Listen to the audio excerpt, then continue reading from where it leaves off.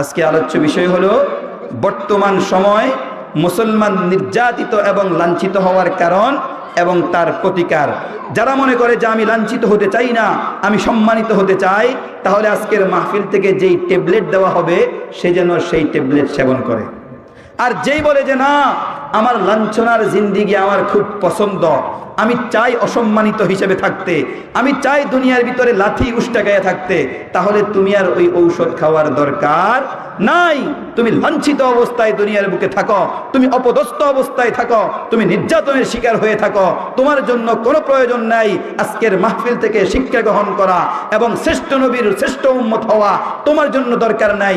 তুমি নিকৃষ্ট হিসেবে দুনিয়ায় থাকো এবং নিকৃষ্ট হিসেবে ইন্তেকাল করে তুমি পরজগতে চলে যাও, আমাদের কোনো সমস্যা নাই। কিন্তু আমরা যারা শ্রেষ্ঠ নবী শ্রেষ্ঠ উম্মত হতে চাই, তাদের জন্য আজকের এই মাহফিল থেকে যেই আমল দেওয়া হবে রাজি আছি তো করতে ইনশাআল্লাহ। আল্লাহ আপনি আমাদের সবাইকে কবুল করেন, সকলে বলেন আমিন।